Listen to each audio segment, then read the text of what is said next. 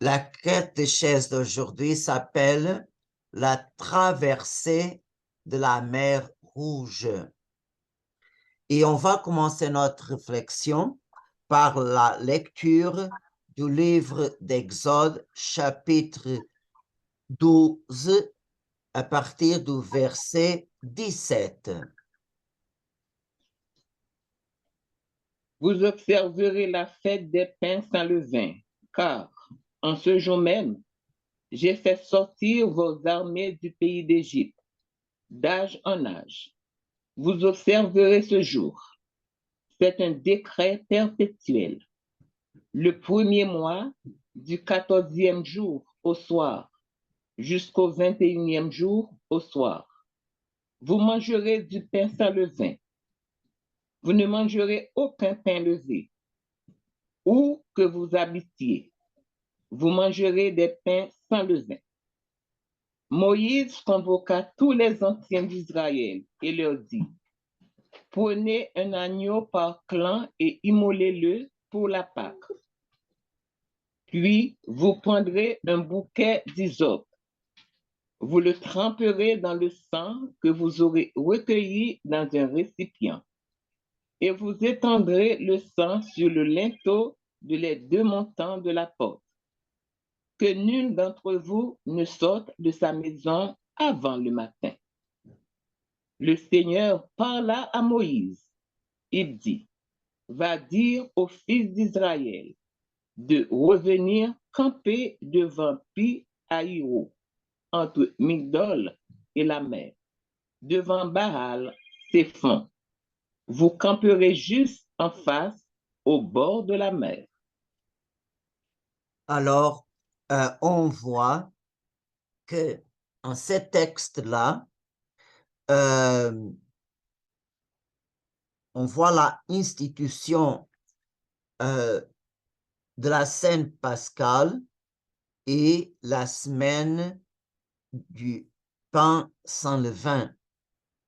Ces deux événements, la scène et le pain sans levain, c'est comme une image, un symbole de l'épreuve que le peuple a passée en Égypte. Mais à la fin, grâce au sang de l'agneau, les familles des fils d'Israël n'ont pas souffert la mort, la plague de la mort des premiers-nés. Et après, le jour suivant à cette nuit, de cette flagelle, les fils d'Israël sont sortis de l'Égypte vite, vite, vite.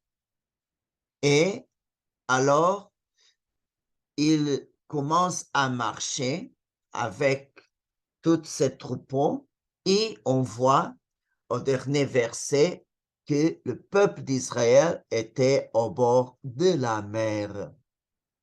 Et c'est comme ça que commence la traversée par le désert pour arriver à la terre que Dieu a promis aux patriarches. Et ce voyage-là durera 40 ans. Et pour le peuple d'Israël, ce temps-là est un temps d'épreuve, mais aussi c'est un temps où le Seigneur se révèle sa providence, sa paternité. Dieu prend soin de son peuple, même si des fois les fils d'Israël vraiment sont infidèles au Seigneur, tournent les dos. Et on peut résumer ces 41 en 3 phases. Dieu a un plan pour son peuple. Les gens tombent, ils retombent dans la infidélité. Et après le châtiment, le peuple demande pardon et à la fin, Dieu pardonne et l'amour triomphe. On va voir dans le livre d'Exode et les autres livres de la loi la traversée du désert est toujours ce cycle. Dieu en plein pour son peuple, le peuple est infidèle, Dieu donne un châtiment, le peuple demande pardon, Dieu pardonne et révèle son amour.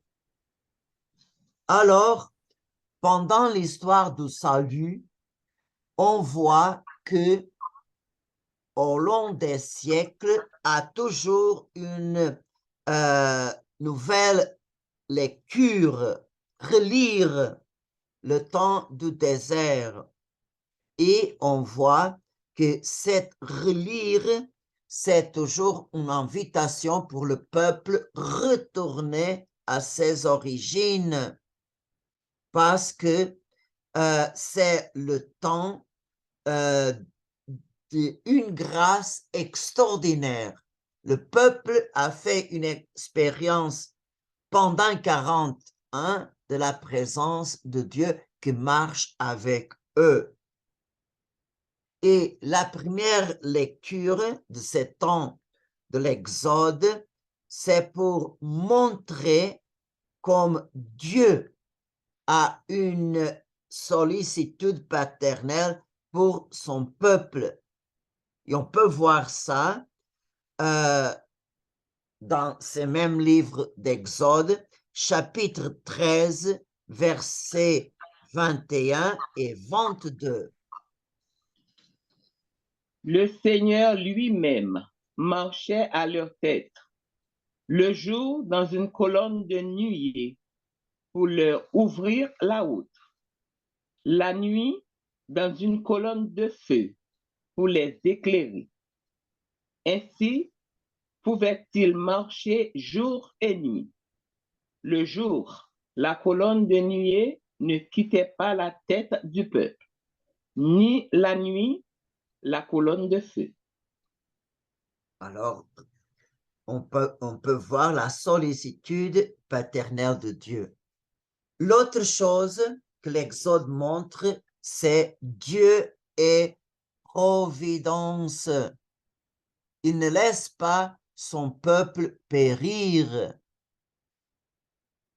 Si des fois le peuple a faim, a soif, alors Dieu permet ça pour enseigner à son peuple que l'homme ne vit seulement de la nourriture du pain, mais il vit de toute la parole que sort de la bouche de Dieu. C'est ça que nous dit le livre Deutéronome, chapitre 8. L'autre chose que l'Exode nous enseigne, c'est le culte que le peuple a donné à Dieu. C'est un culte très simple. Ça veut dire que au désert, il n'y avait pas ni le temple, ni le sanctuaire, ni hôtel, ni pèlerinage. Alors, cette simplicité était accompagnée par un cœur droit, un cœur sincère. Et ces cœurs-là, que vraiment donner culte à Dieu, est plus important aux yeux de Dieu qu'un culte formaliste qui va apparaître plus tard, après la construction du temple. Et cet péché du culte formal, et le cœur reste loin, alors il y a une séparation entre l'acte externe, le rite, et le compromis du cœur. Et cette dualité, le prophète Isaïe dénonce au chapitre 29, verset 13. Le Seigneur dit, parce que ce peuple s'approche de moi en me glorifiant de la bouche et des lèvres, alors que son cœur est loin de moi, parce que la crainte qu'ils ont de moi n'est que précepte enseigné par les hommes. Alors, l'autre chose, c'est que avec le temps, au cours des siècles, il y a toujours les sages et les prophètes, les scribes qui enseignaient le peuple. Alors, au long des siècles, que quand le peuple tombait dans le péché de la infidélité, alors ces gens-là qui instruisent le peuple, toujours invitaient le peuple à regarder arrière. Vos pères étaient durs et ils ont tenté le Seigneur. Et alors, on voit qu'il y a plusieurs passages bibliques, par exemple au livre des psaumes, le psaume 78, que vraiment le psaume, c'est comme un avis au peuple. Comme tu es maintenant, regarde, tu aujourd'hui imites tes pères qui ils ont tenté Dieu, ils ont vu les prodiges, mais ils étaient durs. Alors, le souvenir du passé, c'est comme un appel à la conversion au présent. Et la dernière lecture qu'on peut trouver dans l'Ancien Testament, c'est que le temps du désert, c'est un temps privilégié de l'engagement du peuple envers Dieu. Alors, on peut dire, comme les prophètes, le temps du désert, le temps de l'Exode, c'est le premier amour du peuple vers Dieu. Alors, c'est pour ça que à l'époque d'Élie, quand il était découragé par la persécution, il va jusqu'au mont Horeb. Il a vraiment, au mont Horeb, c'est le mont où les Juifs passaient. Et vraiment, il cherche à aller aux racines de la foi juive.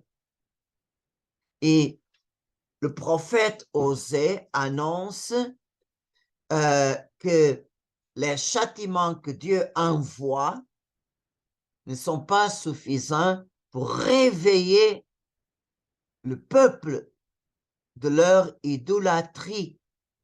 Alors, c'est nécessaire que Dieu ramène son peuple de nouveau au désert pour parler à son cœur.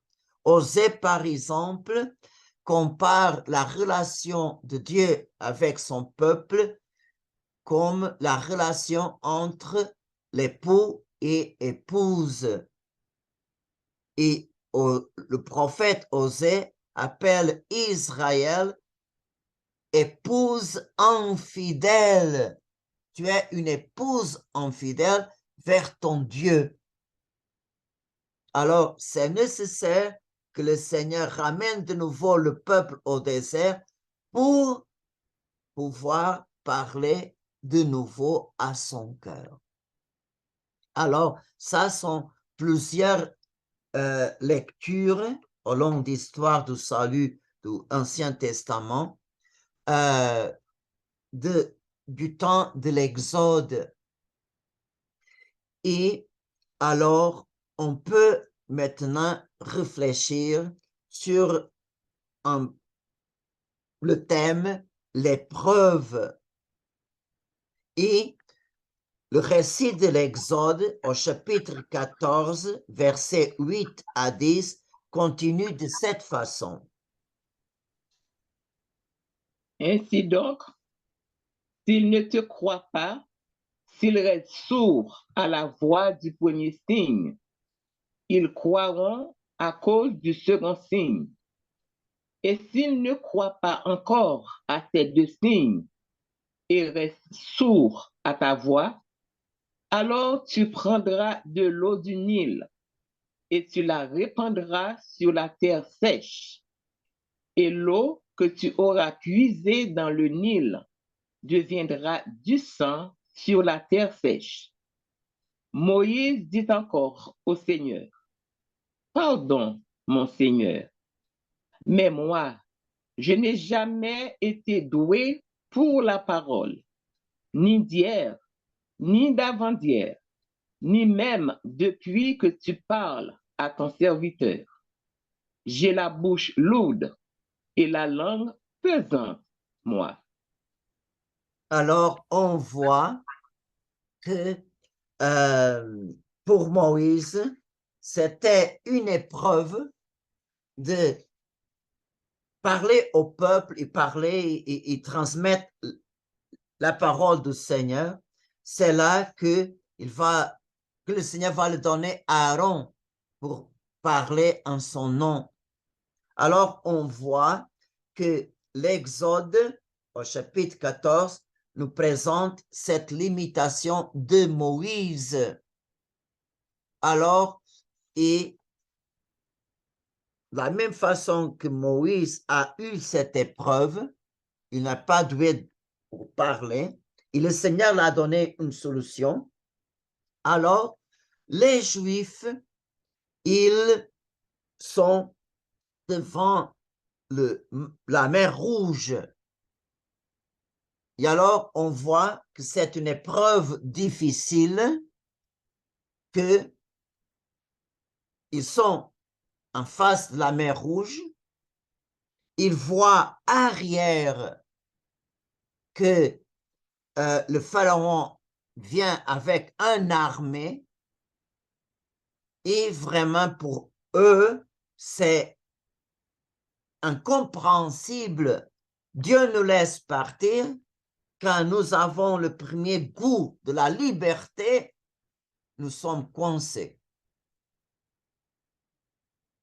Et vous savez que pour les Juifs, les 9 signes et la 10e plague étaient vraiment la première expérience de Dieu qui libère, de Dieu Tout-Puissant. Mais ce Dieu nous a libérés. Pourquoi? Il permet que le pharaon a de nouveau le cœur dur au point de vraiment se repentir et de nous laisser partir. Et alors, on voit que dans notre vie, il y a deux sortes d'épreuves. Et le premier sens d'épreuve, c'est le sens d'un examen. Pour être admis à quelque chose. Par exemple, le test aux écoles, quand à la fin de l'année font les examens, ce n'est pas pour avoir un reproche, c'est pour que les élèves ont l'opportunité de montrer sa sagesse. Ça, c'est le premier sens d'épreuve.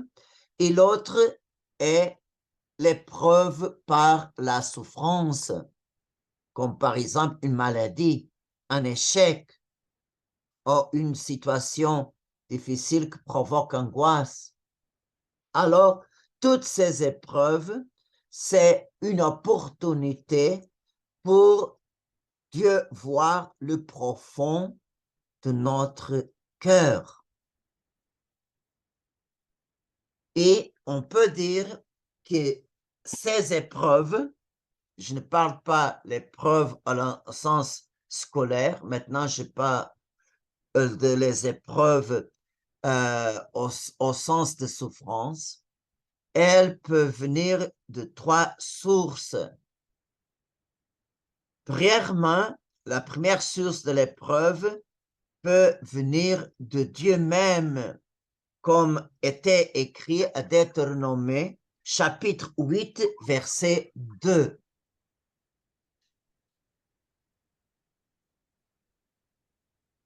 Souviens-toi de la longue marche que tu as faite pendant 40 années dans le désert. Le Seigneur, ton Dieu, te l'a imposé pour te faire passer par la pauvreté. Il voulait t'éprouver et savoir ce que tu as dans le cœur. Allais-tu garder ses commandements? Oui ou non? Alors, on voit qu'il y a des épreuves que Dieu vraiment est la source. L'autre source des épreuves, c'est l'homme même. Des fois, les hommes rendent la vie des autres difficile pour montrer sa force, sa puissance, sa autorité, etc. Et une troisième source des épreuves, c'est le démon. Par exemple, on voit la tentation originelle. C'est le démon qui provoque cette épreuve. Et quand le démon provoque cette épreuve, on l'appelle tentation. Mais il y a une différence. Les épreuves que l'homme provoque, normalement, sont très lourdes. Il n'y a pas la bonne mesure et normalement sont cruelles et injustes. Et les épreuves de Satan, les tentations, alors, elles engendrent la mort, comme la tentation originelle, parce que les tentations sont une invitation au péché.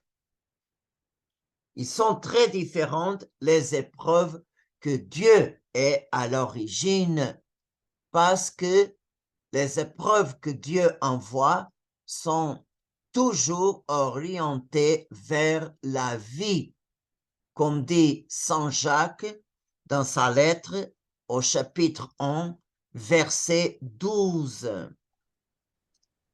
Heureux l'homme qui endure les épreuves, car après avoir été éprouvé, il recevra la couronne de vie que le Seigneur a promise à ceux qui l'aiment. Alors, l'épreuve de Dieu que Dieu donne est toujours une grâce. Et on peut poser la question, la preuve que Dieu a permis le Pharaon venir avec son armée en persécution des Juifs, alors quelles sont les raisons? Pourquoi Dieu a permis ça? Premièrement, Dieu a permis ça pour montrer à son peuple qu'il est tout puissant. Alors, il va utiliser la haine du Pharaon pour que cette haine-là et cette fureur va tomber sur lui-même et sur son armée. L'autre raison, c'est que en face du peuple juif qui commence maintenant à se relationner avec Dieu, sa foi est presque nulle, même s'ils ont vu des signes, mais son attachement est très, très faible. Et c'est pour ça que le peuple a murmuré contre Moïse. Et alors, on voit cette première murmuration, un Exode chapitre 14, versets 11 et 12. L'Égypte manquait-elle de tombeaux pour que tu nous aies menés mourir dans le désert? quel mauvais service tu nous as rendu en nous faisant sortir d'Égypte. C'est mieux là ce que nous disions en Égypte. Ne t'occupe pas de nous, laisse-nous servir les Égyptiens. Il vaut mieux les servir que de mourir dans le désert. Et la troisième raison, c'est que Dieu veut montrer aux Égyptiens que seulement il est Dieu. Toutes les idoles de l'Égypte, c'est rien. Alors, on peut voir ces trois raisons pourquoi Dieu permet la persécution du Pharaon à son peuple. Et on voit que pour réaliser le prodige de la traversée de la mer Rouge, Dieu utilise trois choses comme ses instruments. Le premier instrument, c'est l'homme. Et on sait le nom de cet homme, c'est Moïse. Et on voit que Moïse, quand le peuple a murmuré contre lui, il a crié vers le Seigneur. Alors, voilà la réponse que Dieu a donnée à Moïse. Exode 14, versets 15 et 16. Pourquoi crier vers moi? Ordonne aux fils d'Israël de se mettre en route. Toi, lève ton bâton, étends les bras sous la mer, fends-la en deux, et que les fils d'Israël entrent au milieu de la mer à pied sec. Alors, premier instrument, l'homme. Deuxième instrument, c'est l'ange. Et on peut voir ça, Exode 14, versets 19 à 20. L'ange de Dieu qui marchait en avant d'Israël se déplaça en marchant à l'arrière. La colonne nouée se déplaça depuis l'avant-garde et vint se tenir à l'arrière, entre les camps des Égyptiens et les camps d'Israël.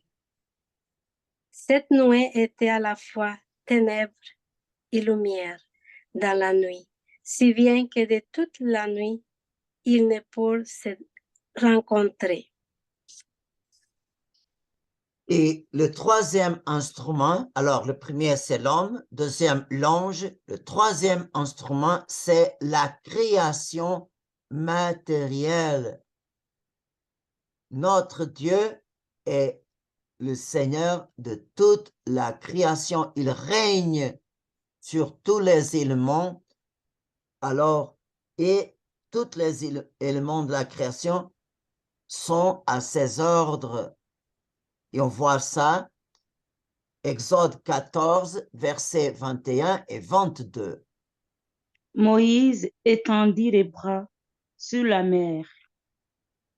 Le Seigneur chassa la mer toute la nuit par un fort vent d'est. Il mit la mer à sec et les eaux se fondirent. Les fils d'Israël entrèrent au milieu de la mer à pied sec. Les eaux formant une muraille à leur droite et à leur gauche.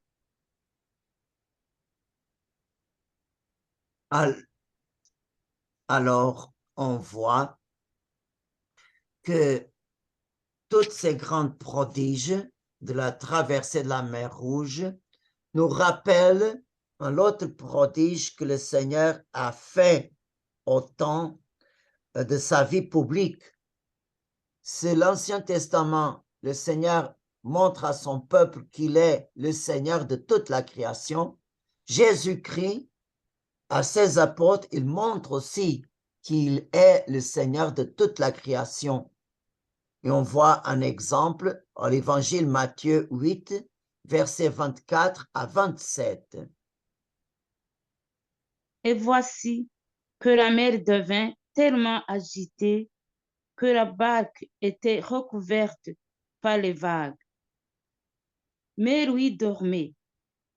Les disciples s'approchèrent et le réveillèrent en disant, « Seigneur, sauve-nous, nous sommes perdus. »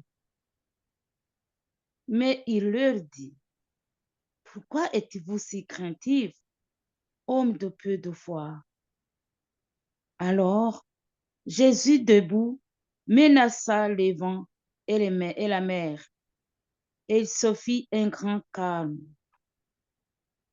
Les gens furent saisis d'étonnement et disaient, « Quel est donc celui-ci, pour que même les vents et la mer lui obéissent? » Alors, on voit dans toute la Sainte Écriture, à l'Ancien comme le Nouveau Testament, nous avons des narrations, des narratives, des signes et prodiges admirables. Et quand ces signes et prodiges viennent de Dieu, ils se réalisent sur l'ordre exprès de Dieu. Et quand les signes et prodiges viennent du démon, sont faits pas pour la gloire de Dieu, sont faits pour donner spectacle, sont faits pour grandir l'homme en orgueil. Et c'est comme ça qu'on peut faire la distinction entre les vrais charismes et les faux charismes. Alors, si Dieu donne un don, un charisme à une personne, le charisme, c'est pour mieux servir les autres. Et c'est ça la différence entre les dons de l'Esprit Saint et les charismes de l'Esprit Saint. Les dons de l'Esprit Saint, c'est pour nous. C'est pour nous aider à grandir en sainteté. Les charismes sont uniquement pour mieux servir les autres. Ce n'est pas un charisme, ce n'est pas un synonyme de sainteté de la personne. Non. Dieu même peut se servir d'un pécheur pour faire un miracle. Tout ça dépend de sa volonté. Mais le plus important, c'est comprendre que il y a des charismes, des vrais charismes, ils sont pour mieux servir les autres selon la volonté de Dieu. Et on voit que le Seigneur montre qu'il sur terre a la même puissance que Dieu a montré à son peuple pendant la traversée de la mer Rouge. Le Seigneur montre qu'il a le même pouvoir, il y a toute l'autorité même sur les vents et la mer, pour montrer à ses apôtres qu'il est venu sur terre avec toute l'autorité pour nous sauver. Alors, s'il domine la mer et le vent, aussi par la rédemption qu'il va réaliser, il va dominer Satan et vaincre le péché avec toutes les conséquences. Et on peut poser la question, pour nous, que nous sommes chrétiens, qu'est-ce que la traversée de la mer Jour a avec nous? Est-ce qu'on peut prendre un sens de la traversée de la mer Rouge pour la nouvelle alliance? Bien sûr que pendant l'Ancien Testament, il y a plusieurs actes qui sont en préannonce du baptême. Et nous avons une grande catéchèse biblique à la veille de Pâques, quand le prêtre lit une grande prière pour bénir de l'eau baptismale qui, au long de toute l'année, chaque prêtre, pour bénir de l'eau baptismale, on fait la même prière la veille pascale. Et alors, quelles sont les images qui préfigurent le baptême? La première, c'est pendant la création. De l'eau est la source de la vie, la fertilité. C'est pour ça qu'il est écrit, l'Esprit de Dieu planait sur les eaux.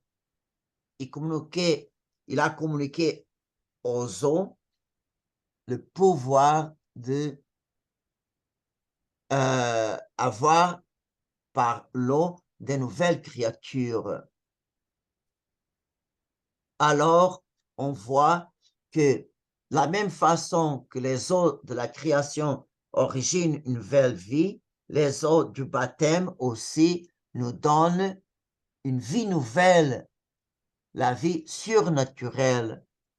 L'autre image, c'est l'arche de Noé. Alors, on voit que par le déluge termine le monde pécheur et l'arche a sauvé un petit groupe. Alors, aussi, les eaux du baptême signifient fin du péché et donnent aux baptisés un nouveau départ dans la grâce de Dieu, dans la union avec Dieu. La troisième image, c'est exactement la traversée de la mer Rouge. Et cet événement est très, très riche.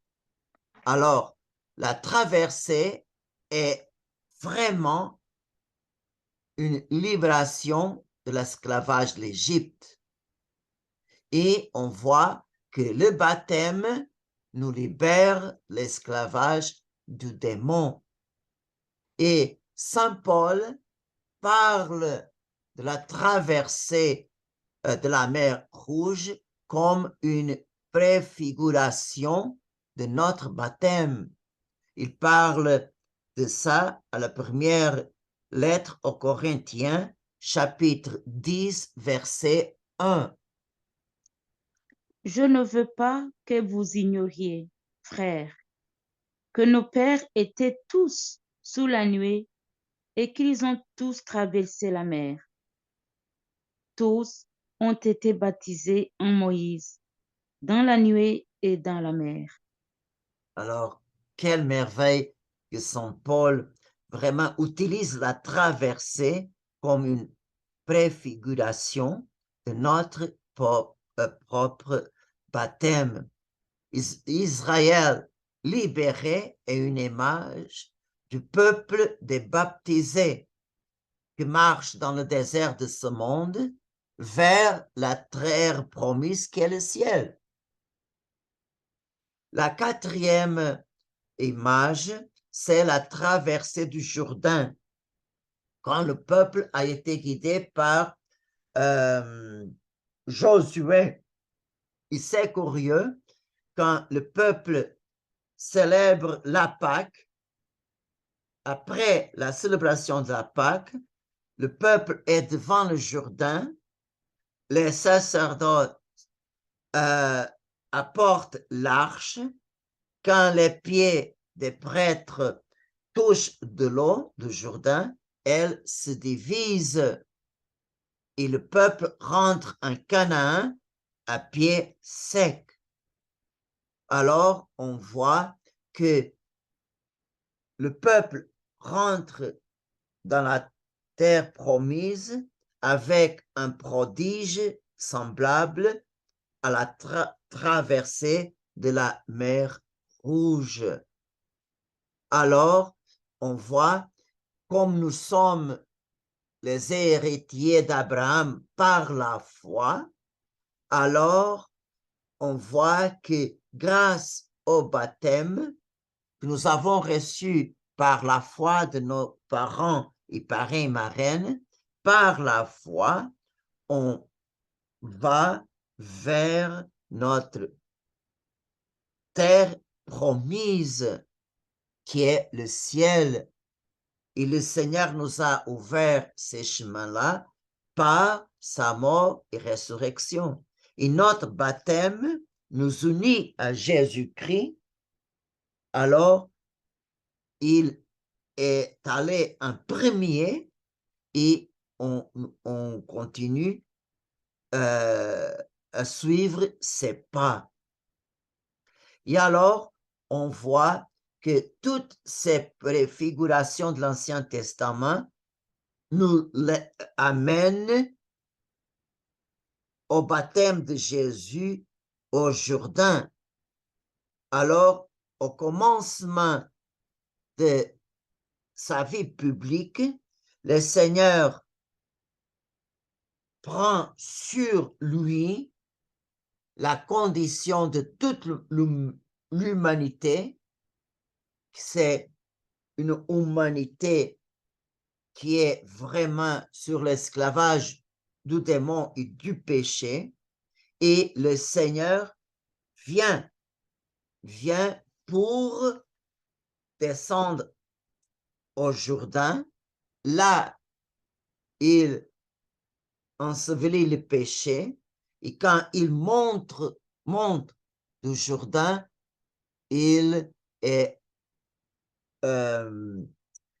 a reçu l'onction de l'Esprit Saint, que de nouveau, il vraiment plane sur les eaux.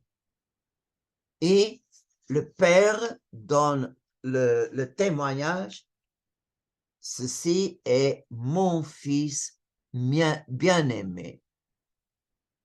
Et alors, Jésus, par son baptême, sanctifie les eaux et par sa passion et mort, Jésus transforme les eaux en sacrement. Quand son cœur est percé par la lance du soldat, qu'est-ce que sont du cœur de Jésus? De l'eau et du sang. Sont un symbole de la vie nouvelle. Dans le sacrement, on reçoit la vie nouvelle par l'action de l'Esprit Saint.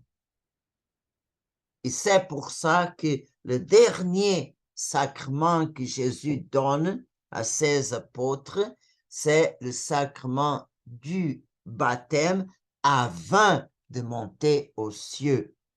Et on voit ça, cet ordre-là, Matthieu chapitre 28, versets 19 à 20. Allez, faites de toutes les nations des disciples. Baptisez-les au nom du Père et du Fils et du Saint-Esprit, et apprenez-leur à faire tout ce que je vous ai commandé. Alors, on voit que la nouvelle naissance se fait par l'eau et l'esprit. Par le baptême, on passe du royaume des ténèbres au royaume de la lumière. Alors, on voit que par le baptême, on reçoit la vie nouvelle de Jésus ressuscité. Et quand les Israéliens, ils ont passé la mer Rouge, et quand ils ont vu au bord de la mer l'armée égyptienne morte sur la plage, ils ont chanté un cantique nouveau, un cantique de louange. Et alors, le peuple conclut la narrative de l'Exode 14, dit que ils ont cru en Dieu et en son serviteur Moïse. Et ces cantiques est tellement important que on chante à la veille de Pâques